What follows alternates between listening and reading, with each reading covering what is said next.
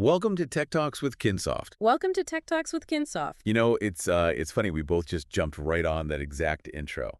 Yeah, well, we're definitely eager to get into today's topic. We really are. Because, usually when you picture a business falling victim to a cyber attack, you imagine this massive, sudden digital explosion. Right, like alarms ringing in an IT control room. Exactly. Screens flashing red, and the entire company network just locks down in an instant. Total chaos. Total chaos. But right now, we're looking at this sudden wave of cyber extortion that's sweeping through regional Australian businesses in early 2026. And the reality is, it feels completely different. It's much quieter. Yeah. Imagine waking up, you walk into your kitchen, and you find a typed, menacing ransom note just sitting right there on your table. Oh, wow. Yeah, that's a terrifying image. Right. And the note claims your house has been entirely cleared out of all your valuables. It's a really visceral, terrifying feeling. Oh, absolutely. It creates this immediate sense of panic. Your first instinct is just that your entire life has been turned upside down. But then you start looking around your house, and your television is still mounted on the wall. Right. Your jewelry box on the dresser, it hasn't been touched. Your laptop is sitting exactly where you left it. So nothing's actually missing. Exactly. You're holding this terrifying note demanding money, but you can't actually figure out if a single thing was stolen. And that bizarre, unsettling gap between a massive threat and the reality on the ground. That's the core of our conversation today for you listeners. It really is, because we are looking closely at a string of ransomware attacks targeting Western Australia and Queensland. And this is driven by a group called Qilin, right? Yes, Quilin. Yeah. And what stands out immediately is the distinct regional focus. I mean, we aren't talking about multinational banks headquartered in Sydney or Melbourne here. Right. It's a concentrated cluster in regional areas. Exactly. Out of 4 victims claimed in just under a month, starting in late January 2026, 3 of them were in Western Australia. Yeah, you had Esperance Communications at the end of January, Mount Barker Cooperative in early February, and then a victim over in Queensland. But the incident that perfectly captures this whole, I guess I call it a phantom ransom note vibe, is what happened to Esperance Metaland. Oh, absolutely. Esperance Metaland is the perfect example. So on the 21st of February 2026, this regional WA business suddenly found its name plastered across Quilin's dark web leak site. And they didn't just casually mention them, did they? No, not at all. The group strutted around making very specific, very quantifiable claims. They stated they had successfully exfiltrated 14 gigabytes of sensitive data. Wow. Yeah, comprising over 16,000 individual files. Okay, I want to pause on that word for a second. Exfiltrated. Because it sounds like a spy movie term. It does sound very dramatic. But in plain English, we're basically talking about the act of smuggling data out of the building. Like the hackers are claiming they didn't just lock the files up. Right, they made copies. They made copies and hauled those copies out the back door to their own servers. And, 14 gigabytes of purely sensitive company data is massive. It's a huge amount of text. Yeah, we aren't talking about a few heavy video files here. We're talking about text documents, spreadsheets, tax records, customer details. That is the digital equivalent of a massive, heavy, physical filing cabinet, absolutely stuffed to the brim with paper. That's a great way to picture it. So if they really managed to haul this giant cabinet out of Esperance Metaland's network, where's the proof? Like, have they shown any of it? See, that is the most critical detail of this entire incident. Okay. The answer is no.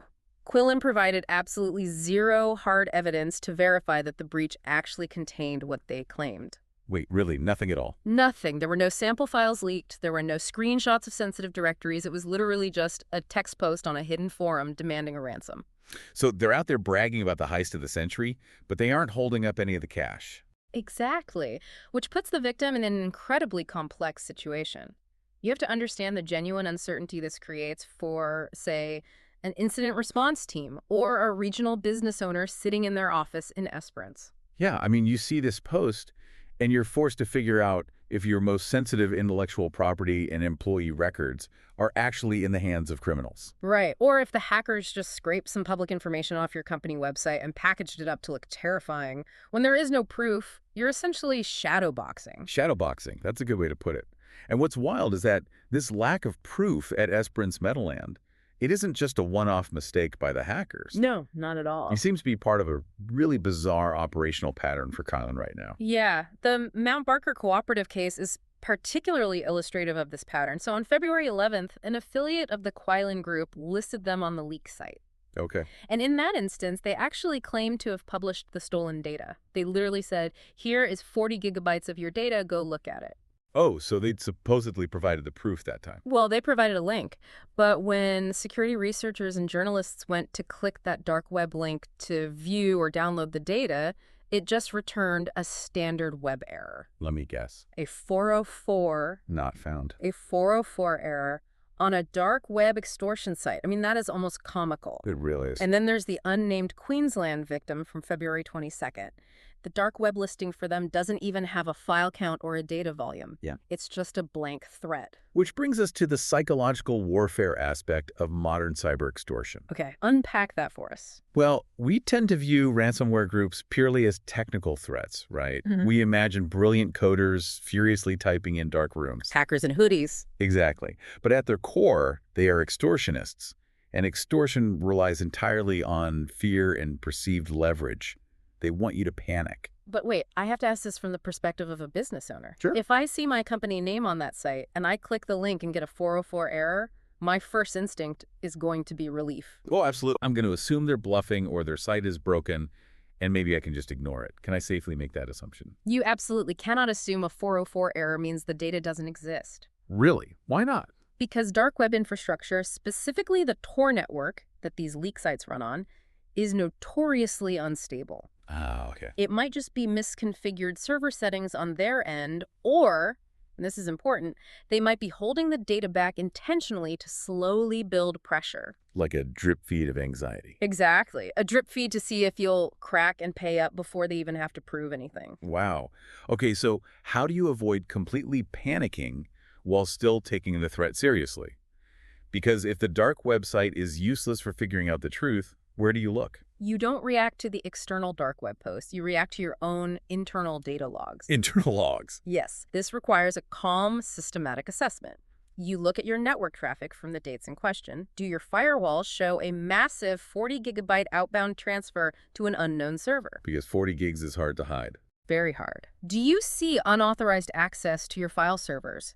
If your internal logs show absolutely no massive data exfiltration and the hackers are just throwing up 404 errors, your risk assessment fundamentally changes. So you navigate that gray area with internal evidence, not external fear. Exactly right.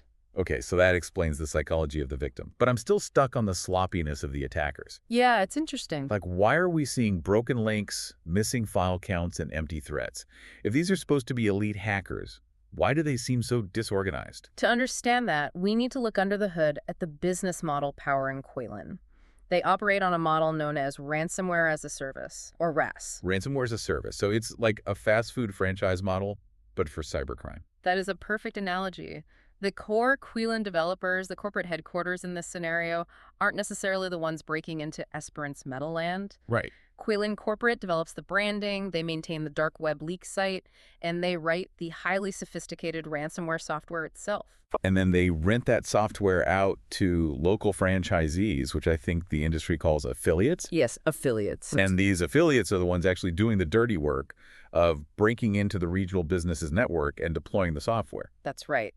And if they manage to extort money from the victim, they split the profits with the Qilin headquarters. That is wild. And this franchise model is terrifyingly scalable because it lowers the barrier to entry so much. We have data from a November 2025 Threat Locker report showing just how fast this specific engine is moving. What did the report say? Well, in 2022, Qilin claimed just 45 victims. Yeah. Right, 2025, they were boasting more than 800 victims globally. Over 800 victims. That is an exponential explosion. Yeah. But, going back to the fast food analogy, when you have a franchise scaling that quickly, your quality control is going to completely fall apart. Precisely. Corporate HQ might have a brilliant recipe for the malware, but the local franchisee might just be an amateur who is incredibly sloppy at their job. Which is an active debate in the cybersecurity community right now regarding Qilin's sophistication. Because of the franchise model, the skill level of the attacker varies wildly depending on which affiliate targets you. Makes sense. Some analysts suspect that certain Qilin affiliates aren't executing complex, elite hacks at all. Instead, they're just using automated scanning tools to hunt for company databases that were accidentally left open to the public internet. Oh, wow. So they aren't picking locks. No. They were just walking down the street checking for unlocked front doors. Exactly. They find an open database, download the contents, and demand a ransom. Which would absolutely explain the missing files and the broken dark web links. Yeah. If the affiliate is just an amateur who bought access to Qilin's platform, they might mess up the data upload or misconfigure the hidden server. Or just straight up lie about how much data they grabbed to try and secure a quick payday. Right. However, we cannot underestimate the core technology. While the individual affiliate might be a sloppy amateur, the Qilin headquarters provides them with a genuinely potent weapon. So the malware itself is still highly dangerous. Extremely. The evidence shows that the Qilin ransomware software utilizes highly effective methods to embed itself in a network. And there's one metric from the Threat Locker report regarding Qilin that every single business leader needs to commit to memory. Okay, what is it? 19 days. 19 days. What happens for 19 days? That is their historical average dwell time. Dwell time? Yeah. It means the affiliate breaks into the network, establishes a hidden communication channel with their own servers, and then just lurks inside the victim's network, completely undetected, for almost 3 weeks before they actually trigger the ransomware and lock everything down. Almost 3 weeks? Yeah. I mean, so they aren't just doing a smash and grab. What are they doing inside the network for all that time? They are performing what we call lateral movement and privilege escalation. Okay, pretend I have no idea what those terms mean. How does that work, like mechanically? Well, think of it like a physical break-in. The attacker doesn't start in the vault. Okay. They start by breaking a window in the lobby, maybe by compromising a receptionist's computer. From there, they move laterally, looking for the janitor's keys. Once they have those, they access the elevator. Then they try to escalate their privileges to get the CEO's master key. Ah, I see. In a digital sense, they are moving from a low-level workstation to the central servers, seeking administrative passwords. They use those 19 days to map the network, locate the most sensitive data at exfiltrate, read the company's financial statements to figure out how much ransom they can afford to pay. Ugh, that's creepy. And crucially, they hunt down the company's backups to destroy them. That is horrifying. It's literally like a horror movie where the call is coming from inside the house and they've been living in your attic for weeks. It really is.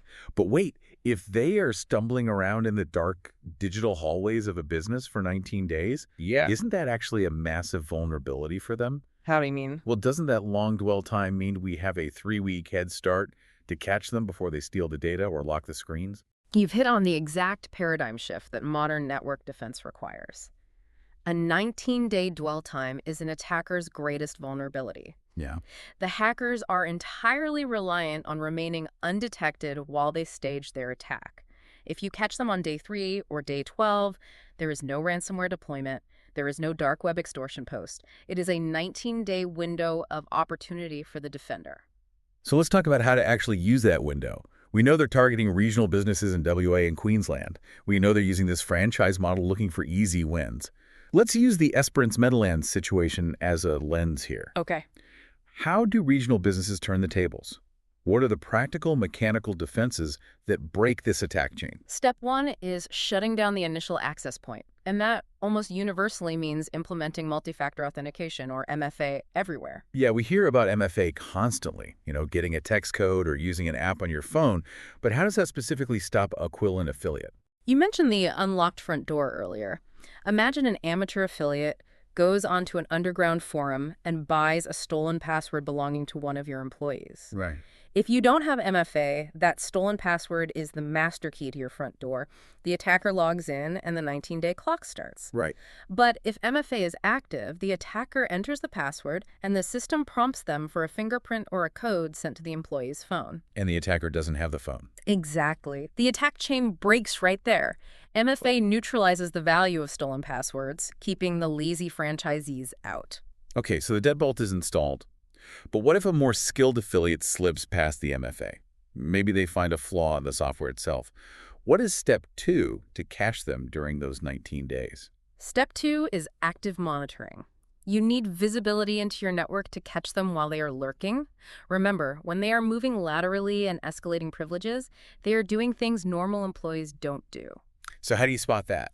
You use tools like endpoint detection and response, or EDR. EDR platforms don't just scan for known bad viruses. They look for abnormal behavior. Like what? For example, if an accountant's computer, which normally just opens spreadsheets, suddenly attempts to access the central HR server at 3:00 a.m. and run a complex administrative command to copy 16,000 files, the EDR system flags it instantly. Oh, wow. It's essentially installing highly sensitive motion sensors in the digital hallways of your business. That's a perfect way to put it. If someone is walking where they shouldn't be in the middle of the night, the alarms go off. Exactly. Now, step 3 is your ultimate failsafe, backups. But not just any backups. Immutable backup. Immutable, that's a term that gets thrown around a lot in tech circles. Yeah. What does that actually mean mechanically in the context of a ransomware attack? Immutable means read-only and unchangeable. Let's say your monitoring fails, the attacker goes unnoticed for the full 19 days, and they finally trigger the Qilin ransomware to lock all your files. Worst case scenario. Right. The attacker then tries to encrypt or delete your backups, so you are forced to pay them. An immutable backup acts like a physical drop vault. Your system can put data into the vault, but neither an employee, an administrator, nor a hacker can alter or delete the data inside it until a set amount of time has passed. Oh, I see. The ransomware tries to encrypt the backup, and the vault simply rejects the command. That is brilliant. It completely removes the attacker's leverage. Yes. You don't have to negotiate or pay to decrypt your systems. You just wipe the infected computers and restore everything from yesterday's unchangeable backup. You ensure the business can continue to operate. Which brings us to the final piece of the defense puzzle.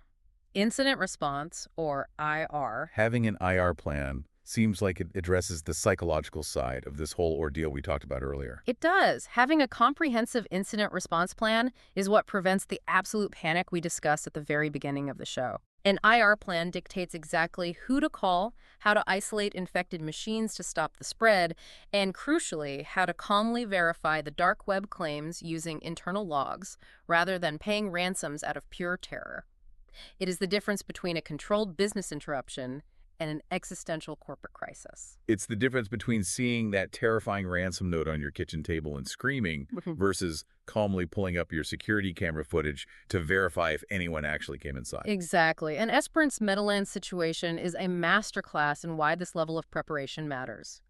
When a regional business is targeted, the geographical distance from major tech hubs like Sydney doesn't afford them a lower standard of security. No, definitely not. The threat actors certainly aren't discriminating by postcode. They're discriminating by vulnerability. They really aren't. And that's what makes this 2026 spree so eye-opening. For you listening at home, we've traced the path of these targeted attacks hitting regional WA in Queensland, zeroing in on those massive yet unverified claims of stolen data. We looked under the hood at the messy reality of the ransomware as a service model, where highly potent malware is wielded by affiliates with varying levels of competence, resulting in bizarre 404 errors and phantom data. It's a strange landscape. It is. And most importantly, we mapped out how to use that 19-day dwell time to your advantage, locking the doors with MFA, installing motion sensors with EDR, maintaining immutable backups, and keeping a cool head with an incident response plan. Which leaves us with a final provocative thought to consider. Oh, lay it on us. We've talked extensively about the psychological impact of unverified claims and broken dark web links. As these ransomware groups continue to scale, boasting hundreds or even thousands of victims a year, what if the future of cybercrime isn't about actually stealing data at all? Wait, what do you mean? Think about the effort it takes to maintain that 19-day dwell time without getting caught. If hackers know they can cause immense operational panic, trigger massive reputational damage, and extort millions of dollars simply by generating a fake dark web post and a 404 error, will they even bother writing real complex ransomware code in the future? If the illusion of a breach pays just as well as the technical execution of one, the entire landscape of cyber threats could shift away from software exploitation entirely and move toward pure psychological manipulation, extortion without the malware. That is a wild concept. Yeah. So the next time you find a terrifying ransom note on your kitchen table, the real test isn't just figuring out if anything was stolen. The real test is having the systems and monitoring in place so you never have to guess in the first place. To make sure your business doesn't end up as a target on a dark web leak site, visit www.kinsoft.com.au today to discuss your security and IT needs.